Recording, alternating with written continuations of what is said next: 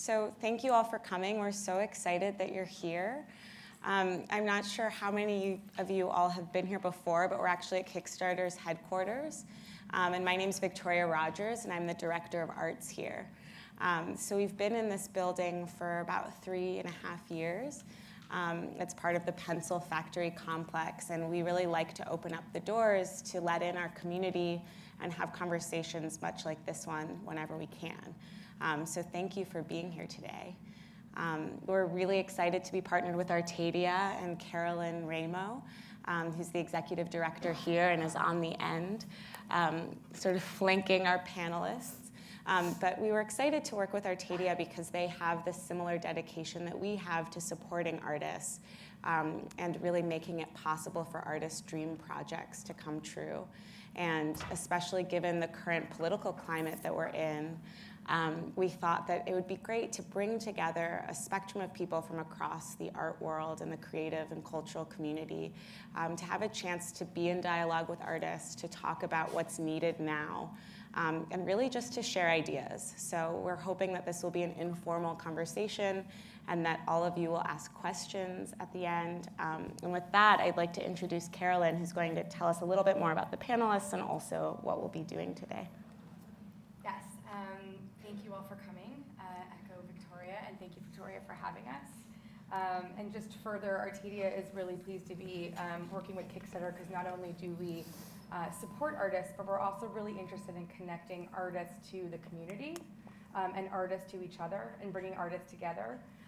So we really wanted today to be a conversation about what each of us do to support artists, what resources are available, and then everything shifted. When we first started talking about this, it was a few months ago, and now I think this can be a conversation, and we hope it's a conversation about how we can best respond to the shifting, changing political climate, what artists need. And so, as Victoria said, we really hope that you all will think of questions for us. We'd like to learn from you as much as we hope that you will learn from us, and we will learn from each other. So the format today is that everyone's going to introduce themselves and offer sort of how they support artists, how their organizations and galleries and foundations support artists. And then we're going to have a brief conversation. And then again, we're really going to open it up for conversations from all of you. So to my right is Christa Blatchford, who's the CEO of the Joan Mitchell Foundation. And then this is Rachel Uffner, who is the founder and director of Rachel Uffner Gallery in the Lower East Side. Matthew Higgs, who's the director and chief curator of White Columns and also an artist himself. And Katie Hollander, who is the executive director of Creative Time. So thank you all for being here, and if you could just briefly go down the line and talk about what you do. First, I'll just say a little bit about Artadia. We were founded 18 years ago in San Francisco, and our mission is to support artists, and we do that with curator-driven direct grants, which means we have open applications in 7 cities where we offer support. We work with curators to be jurors, and then we offer unrestricted funds, which means that artists can do whatever they want with the money. That's a pretty unique way of giving funds nowadays. And just to say to all of you that aren't aware of this, we're giving awards in New York right now, and our application is open for another 2.5 weeks. So anyone can apply for Artadia Awards. And we are really interested in not just giving funds, but sort of recognizing different cities and artists within cities, and then again creating a community around those artists. And whether these are donors or collectors or curators or critics, it's everybody who has a role that's interested in the art community. We really want them to understand that there's a person behind the object, and that we really have to make sure they have the funds that they need. So that's a little bit about Artadia. So. Good evening. It's nice to see everybody here. So I am Christa Blatchford, Joan Mitchell Foundation. Joan Mitchell Foundation is what's called an artist endowed foundation. Simply said, we're from an artist for artists. Joan Mitchell was an abstract painter, and when she passed away, her estate established a foundation with 2 parts of it. So we support and steward her legacy, which includes having a collection of work, having archives, those types of things. And then the other part of it is our programs for artists.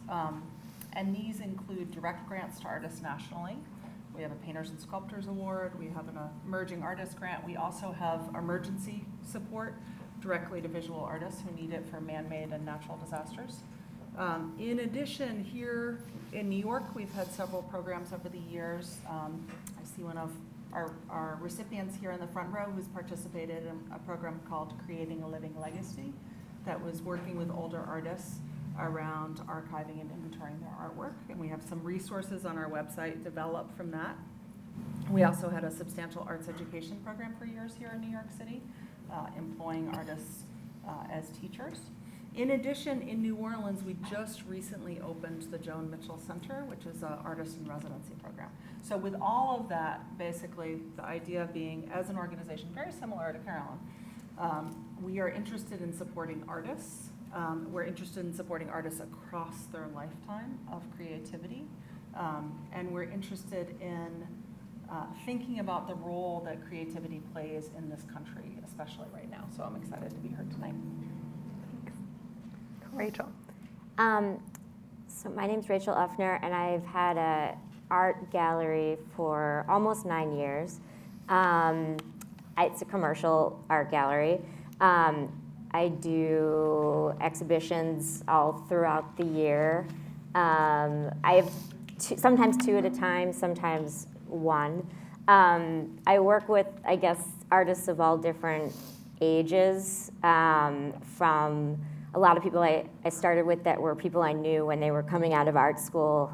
So they're about my age, like in their 30s to early 40s. And then also I work with some artists of the sort of next generation. I guess I've become known for working with predominantly all female artists, almost all, which is something that has grown to be sort of very important to me, and continues. And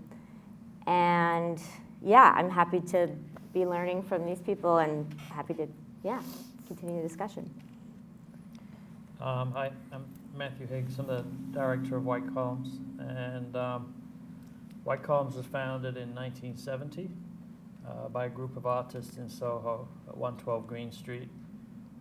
The artists included Jeffrey Liu, who owned the building at the time, and Gordon Matta-Clark, who was quite instrumental in the early dynamics of the space. And around the same time, or shortly after, Gordon Matta-Clark helped open the artist-run restaurant Food, and they were among the earliest cultural spaces, I guess, in Soho at that time. White Columns has moved 3 times to Spring Street near the West Side Highway, to the corner of Greenwich and Christopher Street, and to its current home, which is on the edge of the Meatpacking District. And we'll celebrate our 50th anniversary in 2020. And White Columns officially became a not-for-profit in 1974. And its mission is largely intact. Its mission is to support artists that have yet to benefit from wider critical, commercial, or curatorial support. So the organization historically has become quite well known for giving artists their first shows, and not necessarily only younger artists, but artists of all stages in their careers. And when I arrived at White Columns just over 10 years ago, the New York had changed. The landscape of the New York art world had changed. Galleries like Rachel's had emerged. There was a burgeoning gallery. There were multiple burgeoning gallery scenes at that time, and it seemed like an interesting time to look at and rethink and perhaps reimagine what spaces like White Columns and also our peers like Artist Space, The Kitchen, Art in General, Participant Inc., Printed Matter, amongst many others, and to think about how we might most productively behave differently, I think, might be a way of putting it. So certainly over the last decade, we've collaborated extensively with centers nationally and internationally that support artists working with developmental disabilities, and it's become a really significant part of our programming. I'd say about 25% of our programming is now supporting artists with developmental disabilities. And 2 of the artists we gave shows to in the last 10 years, Dan Miller and Judith Scott, will both be in the Venice Biennial this year. And for me at least, it's, I think White Columns is an interesting platform, especially perhaps to Caroline's points about the current present circumstances, where it looked quite likely that the NEA funding will be reduced or withdrawn completely. The sort of the foundational spirit in the late 60s and early 70s that organizations like White Columns emerged from, but also that organizations like Creative Growth emerged from in the disabilities rights movement in that time in the Bay Area. It seems essential to me that creating platforms that exist not to, that outside of the commercial and also the institutional narratives, but also the kind of governmental narratives.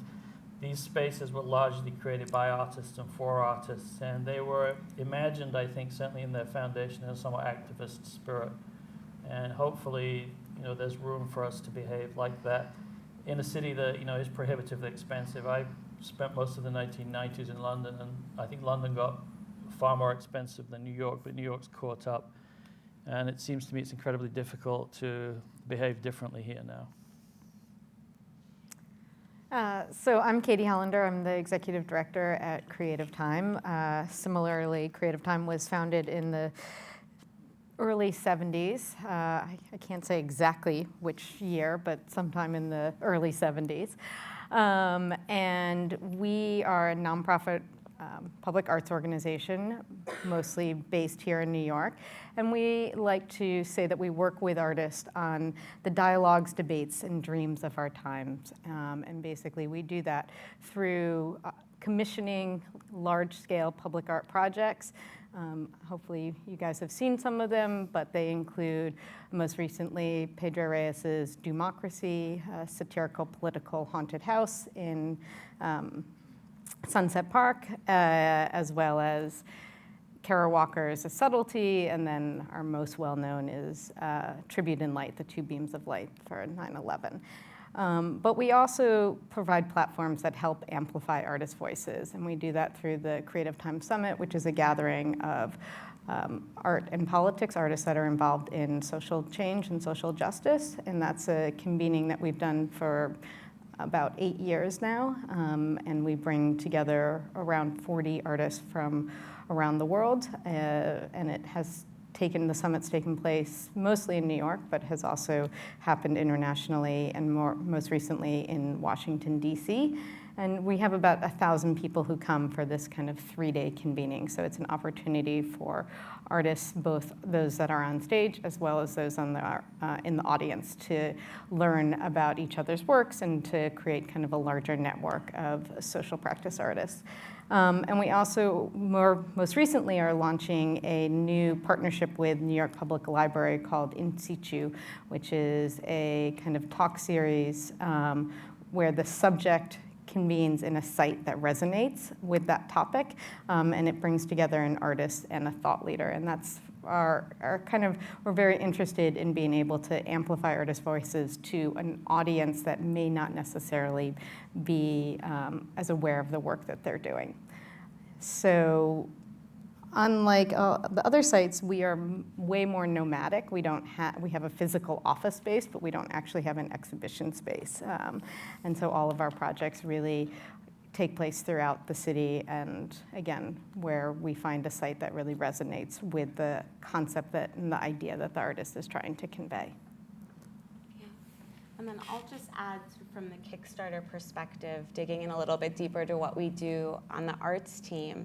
But we were actually founded in 2009 by an artist who was thinking about how people could work outside of some of the traditional systems that support creative projects. So how could a musician make a CD without a record label? How could an artist make a work without a gallery? And so I think that ethos has been a part of our mission since the beginning.